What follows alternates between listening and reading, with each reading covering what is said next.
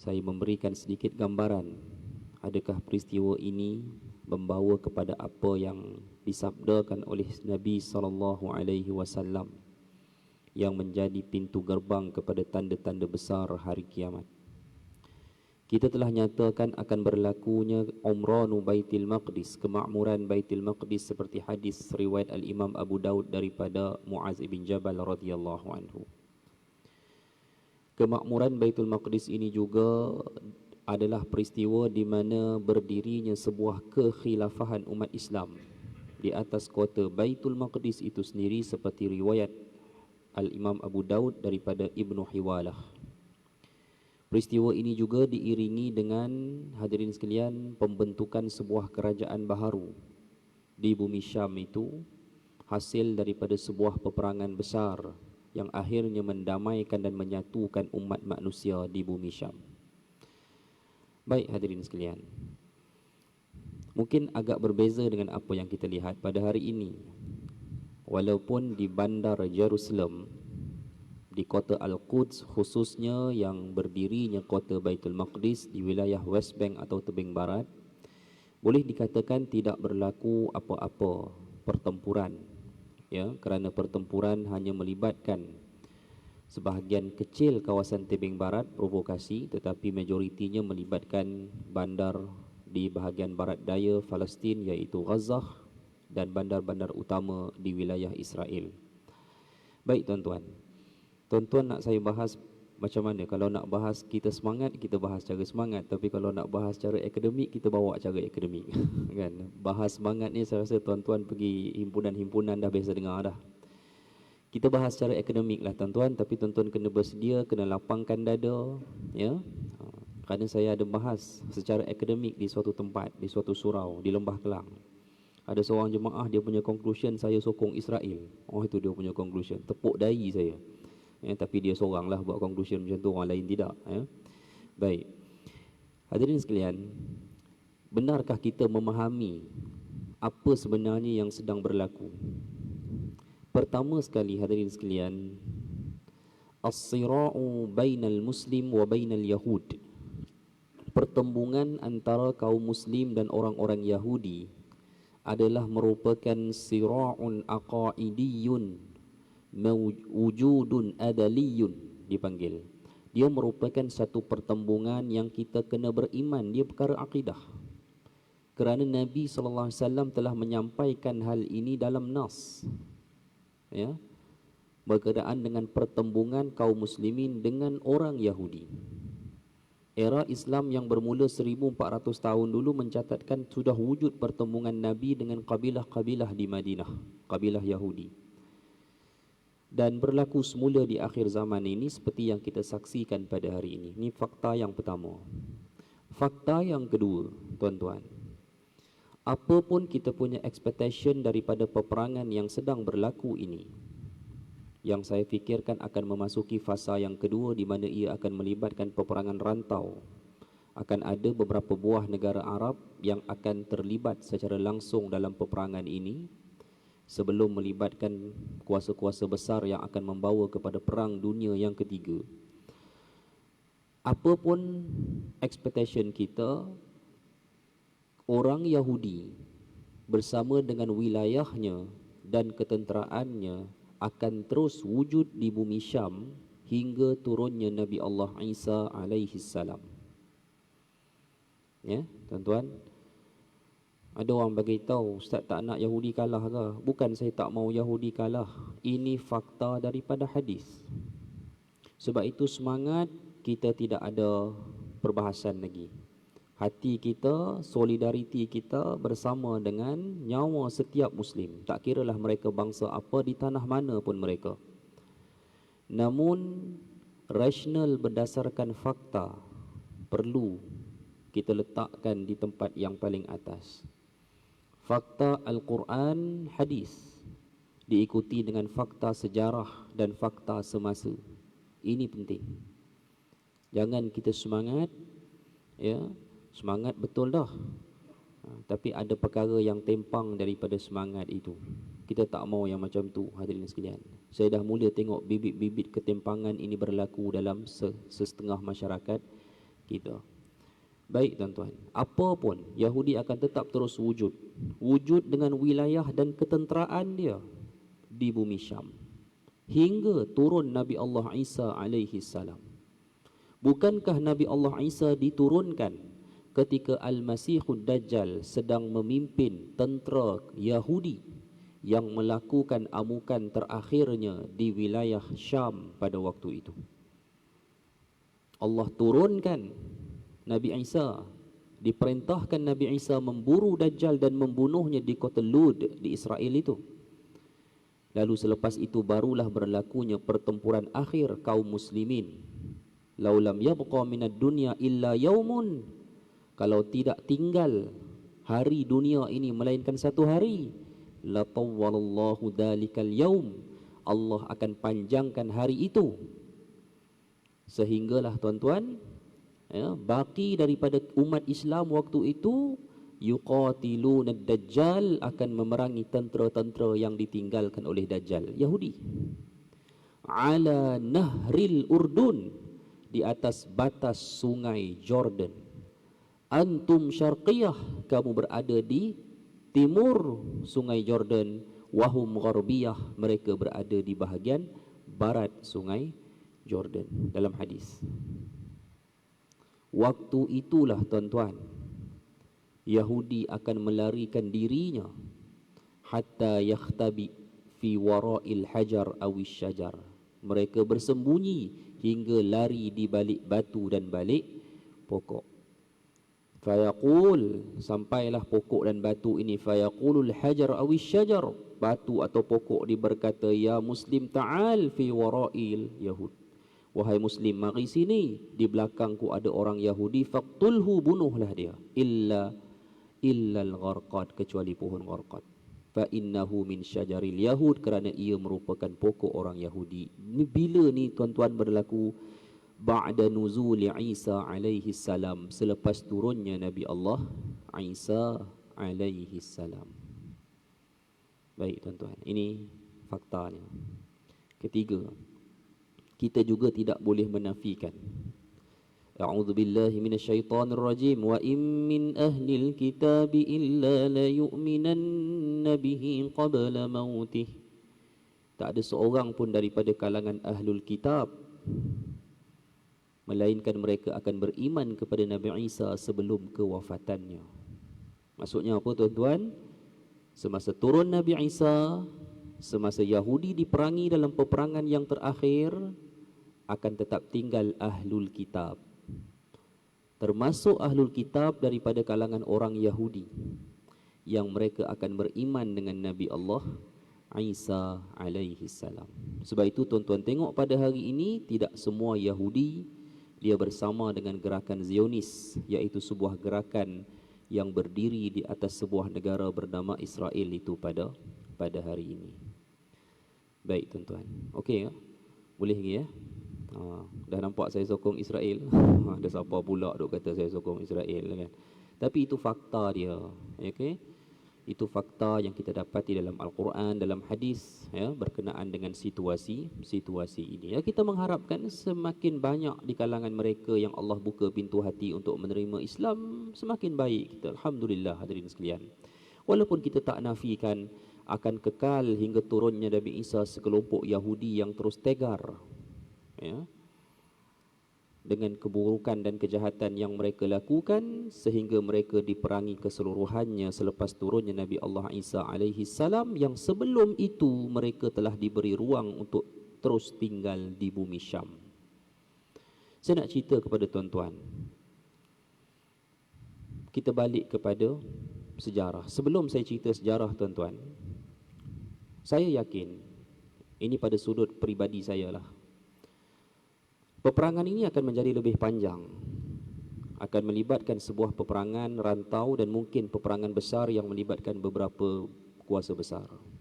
Tuan-tuan pun maklum benda ini, tuan-tuan boleh baca berita dengan armada Navy daripada Britain dan juga US yang boleh ibaratkan berkampung di Laut Mediterranean, ya, dengan kedatangan 6 buah kapal perang China juga menuju ke Timur Tengah.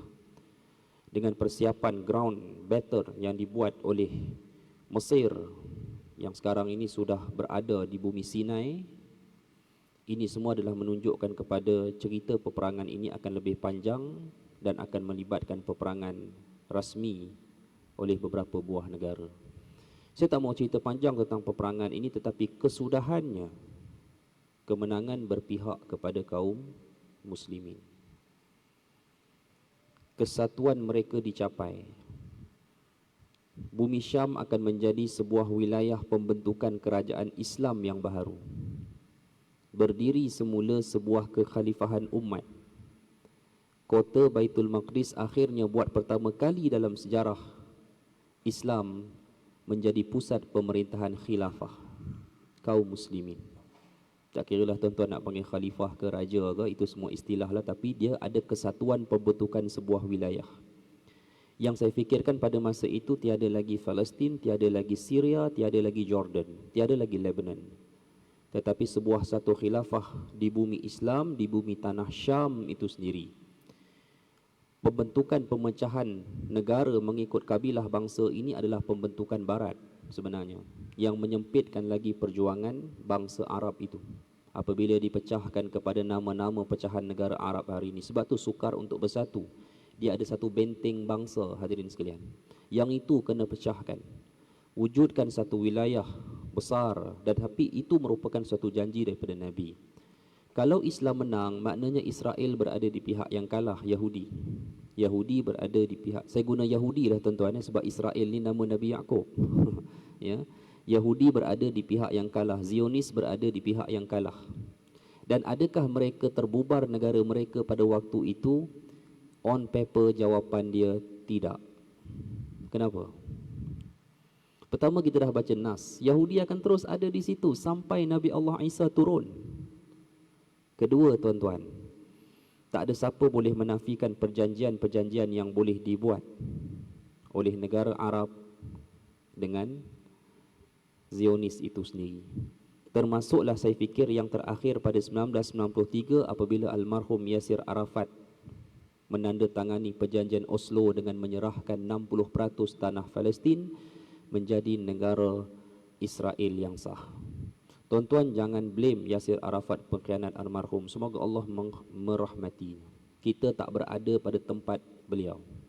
Kita pun tak tahu kalau kita diuji memegang kepimpinan bangsa Palestin yang ketika itu kita berada di tempat beliau dengan hampir tiada sokongan daripada negara-negara Arab kaya yang tak perut bumi mereka dipenuhi minyak. Sukar Yasir Arafat nak buat pilihan bagi sekurang-kurangnya meminimumkan kematian umat Islam di dalam wilayah dia. Sebab tu dia buat perjanjian tersebut, dan Israel dah ada 60% tanah yang tak pernah pun dihormati perjanjian itu. Sebelum itu mereka ada perjanjian sempadan 1967 apabila Israel menang besar dalam Six Day War. Ada perjanjian sempadan 1967 pun dia tak pernah hormati juga. Nak bagi puas hati lagi, buat perjanjian Oslo, ambil 60%, pun tak puas hati lagi, dia kaut lagi. Baik tuan-tuan, sebab apa dia buat macam tu? Sebab sepanjang perjanjian itu diadakan, setiap perjanjian itu diadakan, Zionis berada di pihak yang menang perang. Itu masalah dia. Dan siapa di belakang mereka yang kita perlu sedar. Sebab itu dia buat macam tu. Boleh dia patuh perjanjian? Boleh, kalau mereka berada di pihak yang kalah dalam peperangan. Itu yang akan terjadi natijah kepada peperangan yang sedang kita lihat pada hari ini. Ya, saya tak nafikan two state solution akhirnya akan tercapai. Sama ada kita setuju atau tidak, itulah perjuangan OIC. Itulah perjuangan hampir semua pemimpin-pemimpin negara umat Islam. Kalau tuan-tuan naik sebagai ketua kerajaan pun tuan-tuan akan buat benda yang sama. Two state solution itu, dia akan tercapai. Berapa lama umat Islam akan damai di bumi Syam? Akan damai. Fayaruddullahu ilan nasi ilfatahum wa ni'matahum. Natijahnya Allah mengembalikan nikmat kesatuan dan keamanan kepada penduduk di bumi Syam hatta yakhrujad dajjal, bila tercari balik perjanjian keamanan dengan Yahudi ni tuan-tuan, ke atas Bani Israel merupakan peruntukan daripada Allah Ta'ala sendiri. Walaupun bukan Palestin waktu tu, walaupun bumi Syam itu telah lama dibuka oleh bangsa Kan'an. Bangsa Kan'an ni adalah keturunan Kan'an bin Ham bin Nuh. Dia orang dah buka tanah Syam ni lebih awal sebelum kedatangan Nabi Ibrahim ke Hebron lagi. Mereka dah buka tanah itu. Ya. Mereka lah sebenarnya pemilik asal bangsa Kan'an ini. Mana bangsa Kan'an ni tuan-tuan? Asimilasi dengan bangsa Arab. Hari ini mereka menjadi warga Jordan, warga Syria, warga Lebanon, warga tebing barat, sebahagian besar tanah Palestin. Kecuali dia ni ada, kalau di Gaza ni dengan tebing barat dia memang tak ngam tuan-tuan. Dia bukan sentimen politik saja. Politik satu hal, tebing barat mau kepada Fatah, yang sini mau kepada Hamas. Tetapi dia ada sentimen klan, sejarah bangsa. Sebab orang Gaza ini dia orang Filistin asal. Orang Filistin asal, kalau ikut sejarah dia, Filistin ni siapa? Filistin ni nama orang. Filistin bin Kashluhim bin Misrayim bin Ham bin Nuh. Ulang tuan-tuan. Filistin bin Kashluhim bin Misrayim bin Ham bin Nuh. Anak keturunan Filistin itulah menjadi bangsa Filistin. Asal mereka ni duduk di bahagian kepulauan Greece. Kemudian mereka masuk dan membina kerajaan Bahriyah, kerajaan tepi laut. Itulah yang mereka bina di Gaza, termasuk bandar Shadarat dan Ashkelon yang dibom oleh, yang diserang oleh roket Hamas itulah. Dia jadi bandar Israel. Dia orang dulu bertapak di situ asal kelompok bangsa Filistin. Tapi bangsa, kalau nak cerita bangsa Filistin ni panjang cerita dia, sejarah dia. Ya, tetapi boleh saya sifatkan ialah dia dah asimilasi bangsa dengan bangsa Kan'an dengan bangsa Arab. Hari ini jadilah sekelompok Arab Filistin. Baik. Tapi kalau kita nak cerita tentang Yahudi, semua maklum bahawa Bani Israel bermula daripada Israel, Nabi Israel. Siapa dia? Ya'qub alaihi salam. Okey. Kisah yang panjang berkenaan dengan 12 klan anak-anak Nabi Ya'qub yang membentuk Bani Israel. Boleh saya sifatkan Nabi Ya'qub telah membawa keluar seluruh Bani Israel berpindah ke Mesir di zaman Nabi Allah Yusuf menjadi menteri di sana. Apabila kerajaan Mesir bertukar merentas zaman, apabila legasi Fir'aun memerintah dalam zaman Nabi Musa alaihi salam, akhirnya Allah selamatkan Bani Israel melalui Nabi Musa, dibawa keluar daripada Mesir, dan akhirnya peristiwa di mana Nabi Allah Musa diperintahkan untuk bawa balik Bani Israel masuk ke Baitul Maqdis. Nabi Musa tak berjaya bawa masuk sebab Bani Israel enggan berperang dengan kaum Jabbarin di sana, satu kaum yang sedang menguasai Baitul Maqdis. Dalam tempoh selepas 40 tahun, Nabi Yusha' berjaya membawa Bani Israel masuk ke mana tuan-tuan? Masuk ke bumi Baitul Maqdis, dan akhirnya mereka membina kerajaan di sana. Ceritanya panjang, sehinggalah tuan-tuan puncak keagungan Bani Israel di zaman Nabi Allah Daud disambung oleh Nabi Allah Sulaiman alaihi salam. Ini puncak kekuasaan kaum Bani Israel. Cuma Bani Israel ni Allah telah tetapkan dalam kitab mereka ini, mereka akan melakukan kerosakan marratain, 2 kali. Tuan-tuan refer surah Al-Isra ayat yang keempat. Ada menceritakan tentang hal ini. Wa qadaina ila bani Israil fil kitab la tufsiduna fil ardi marratain. Mereka akan buat kesilapan besar, dosa besar 2 kali. Bila yang pertama mereka buat tuan-tuan, selepas Nabi Allah Sulaiman meninggalkan mereka dengan kekayaan, dengan kekuasaan, keagungan kerajaan, keagungan bangsa. Akhirnya dengan apa yang mereka miliki semua itu, mereka merasakan bahawa agama kita tidak perlukan lagi. Mereka tinggalkan Taurat, mereka tinggalkan agama. Siapa yang buat perangai ni tuan-tuan? Kerajaan Judah. Judah ni salah seorang anak Nabi Ya'qub lah, keturunan dia. Kerajaan Judah waktu itu yang menguasai Baitul Maqdis. Dia ada satu lagi kerajaan Israel. Memang namanya Israel. Di utara, di kawasan Jericho, di utara lah tuan-tuan. Yang tu dia tetap dengan keimanan. Cumanya dominasi kaum Bani Israel adalah kerajaan Judah di Baitul Maqdis di Jerusalem. Akibat kerosakan meninggalkan agama, Allah datangkan balasan azab yang pertama, iaitu Allah datangkan kerajaan Babylon. Pada tahun 586 sebelum Masihi, bantai cukup-cukup kerajaan Judah ataupun Bani Israel dalam kerajaan di Jerusalem atau di Baitul Maqdis. 588 runtuhlah kerajaan Judah Bani Israel, kota Baitul Maqdis dikuasai oleh kerajaan Babylon. Mereka dibawa pergi ke Iraq, jadi tawanan perang, jadi hamba abdi. Allah selamatkan mereka setelah mereka bertaubat di sana. Allah datangkan raja kerajaan Achaemenid, Zulkarnain atau Cyrus the Great, runtuhkan kerajaan Babylon. Cyrus the Great atau Zulkarnain tolong takluk Baitul Maqdis daripada Babylon, dan Zulkarnain buka kembali jalan Bani Israel untuk balik semula ke Baitul Maqdis, bina semula kerajaan kamu. Boleh refer ayat yang ke-6 surah Al-Isra. Thumma radadna lakumul karrata alaihim wa amdadnakum bi amwali wa banin. Lalu kami kembalikan kamu semula, yakni ke Baitul Maqdis. Kami panjangkan harta dan anak pinak kamu. Hidup balik kerajaan Bani Israel.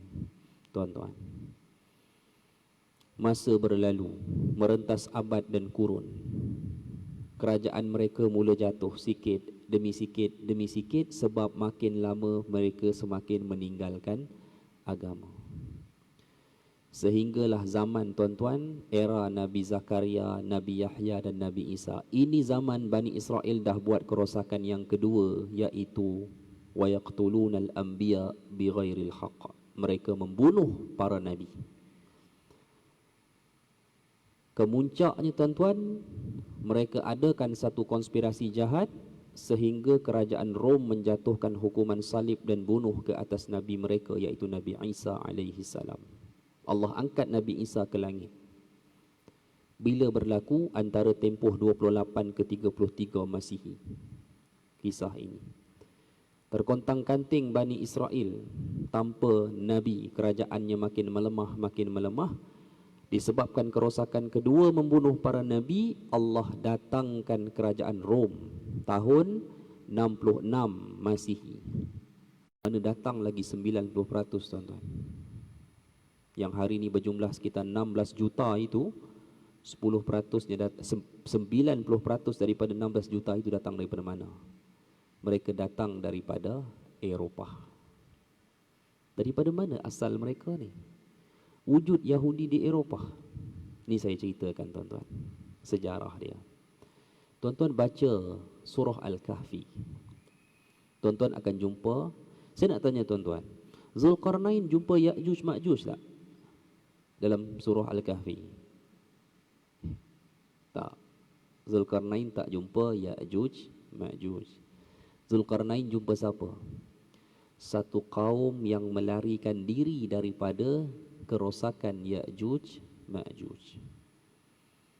Di mana tempat pertemuan itu berlaku? Hari ini tuan-tuan boleh pergi Georgia, satu jalan yang dibuka sejak 1000 tahun lalu. Sebelum 1000 tahun tak ada jalan tu sebab ada tembok Zulkarnain. Once tembok dah runtuh, jalan tu dah dibuka. Tuan-tuan pergi Georgia, tuan-tuan akan nampak jalan tu. Memang cantik kawasan tu. Di situ Zulkarnain bertemu dengan satu kaum daripada sebuah raja-raja di kawasan Eropah Barat.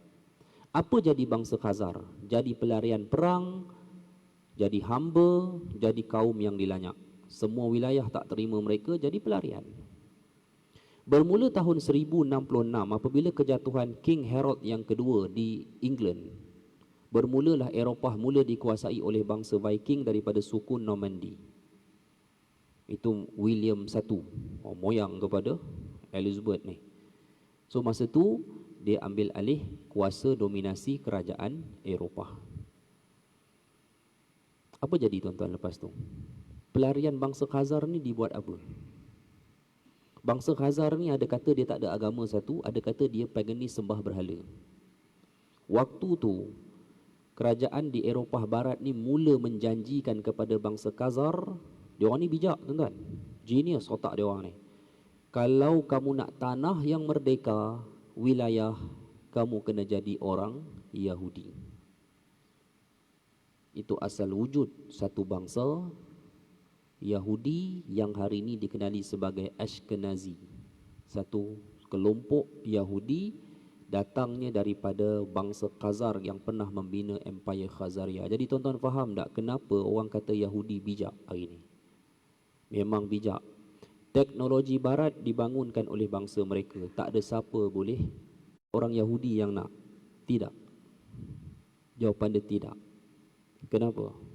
Kelompok yang betul-betul Yahudi, dia tahu. Yang tuan-tuan tengok Fight for Palestine, Fight for Free Palestine tu, Yahudi betul. Berjuang bersama-sama rakyat Palestin tuntut pembebasan Yahudi. Tuntut pembebasan Palestin. Sebab apa? Mereka tahu ini yang datang daripada silsilah susur galur yang diusir 70 Masihi dulu daripada Baitul Maqdis oleh Rom. Yang masih kekal Yahudi sampai sekarang, sebahagian jadi ahli kitab betul, ortodoks. Mereka tahu bahawa tiada lagi tanah yang dijanjikan untuk mereka.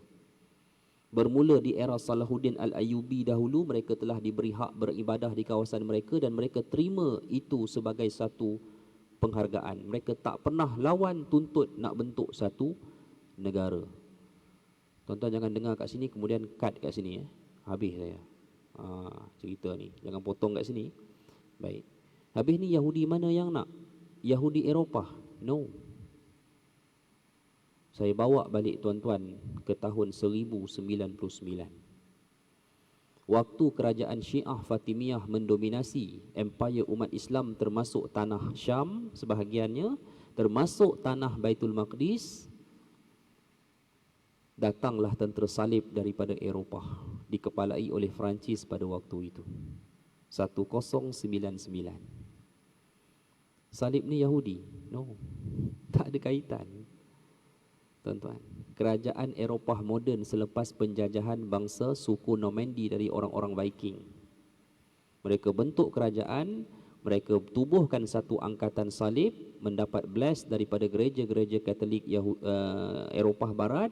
Mereka datang dan mereka rampas Baitul Maqdis tepatnya pada 1099 Masihi. Dia orang yang datang Barat.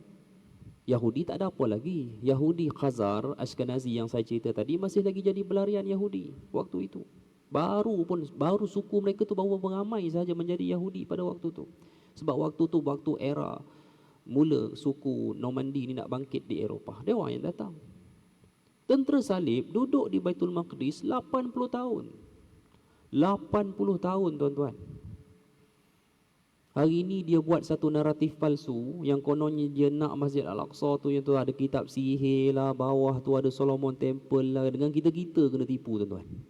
Dia dah duduk situ 80 tahun, dia nak gali apa pun dia gali. 80 tahun duduk tentera tuan-tuan, tentera salib. Ia hanya dibebaskan oleh Salahuddin Al-Ayyubi pada 1183 Masihi. Boleh kata lebih daripada 80 tahun setelah pendudukan tentera salib. Dan tuan-tuan harus ingat, selepas zaman Salahuddin membebaskan, tahun Salahuddin membebaskan itu, tentera salib try untuk 100 tahun lagi nak pastikan mereka dapat Baitul Maqdis. Tapi mereka gagal. Berakhir dengan kegagalan, empire Islam semakin kuat, semakin kuat, semakin kuat. Era terakhir perang salib yang ke-9 di era siapa dia? Kerajaan Mamalik. Tuan-tuan, very strong kerajaan Mamalik. Dan usaha untuk menakluk Baitul Maqdis oleh Barat pada waktu itu dilihat hampir terpadam apabila kerajaan Uthmaniyah mula mendominasi empire Islam. Dengan track record menumbangkan empire Roman, Eastern Roman Empire di Istanbul pada 1453. Boleh bayang kekuatan Uthmaniyah pada waktu itu. Tentera salib tak datang, nak pergi rampas balik. Akhirnya dia buat apa? Tuan-tuan, akhirnya mereka mula merancang menjatuhkan Uthmaniyah daripada dalam, melemahkan Uthmaniyah daripada dalam. Macam mana mereka buat, hadirin sekalian? Ya, ini nak cerita kena dengan hati yang lapang dan hati yang terbuka. Tuan-tuan baca balik sejarah. Sultan Uthmaniyah di zaman Perang Dunia Pertama pernah disifatkan sebagai the sick man, orang lelaki yang sakit di Eropah. Apa sebab? Naratif palsu ke fakta? Fakta. Sebab Empire Uthmaniyah sudah mula terbeban dengan faedah-faedah bank-bank Eropah. Itu sebab dia. Bank-bank Eropah yang terbentuk atas nama orang-orang Yahudi tu, dia orang bukan daripada suku Khazar ni. Dia orang ni suku elit di Eropah dari suku Normandy dan juga suku Anglo-Saxon itu. Ngaku jadi Yahudi. Sebab tu tuan-tuan tengok ramai orang-orang elit di barat, nama dia Yahudi. Tengok dia Yahudi. Yahudi kat mana kita pun tak tahu. Tapi Yahudi. Kan? Macam family Rothschild itu sendiri. Ini satu bank besar lah yang ada peranan besar dalam merampas tanah-tanah di Palestin. Sama ada tuan-tuan terima ataupun tidak, nak terima dengan berat hati, Uthmaniyah memang terbeban dengan faedah bank Eropah pada waktu itu. Mereka dah mula masuk sejak 1800 lagi. Dan mereka cuba untuk tamatkan segalanya pada era Sultan Abdul Hamid yang kedua. Sultan yang bagus, jati dirinya sangat baik, sultan yang saleh, namun mewarisi kerajaan Uthmaniyah dengan hutang yang begitu banyak. Pada waktu itu, gerakan Zionis yang mula ditubuhkan mengambil kesempatan untuk membeli seluruh tanah Palestin daripada Uthmaniyah. Kita sambung insya-Allah selepas azan Isya. Wallahu a'lam.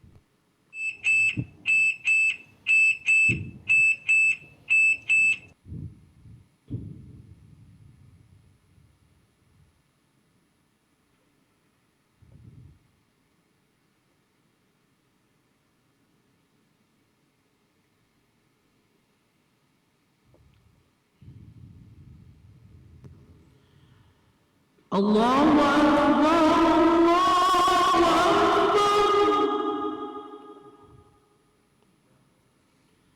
Allahu Akbar,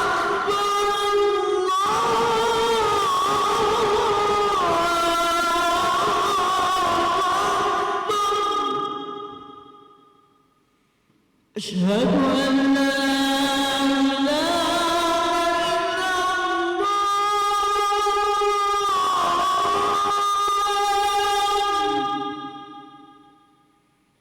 أشهد أن لا إله إلا الله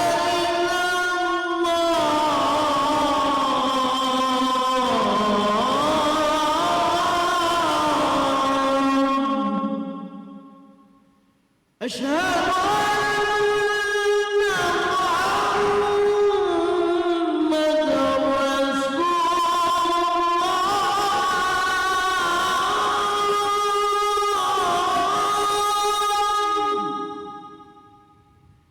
أشهد أن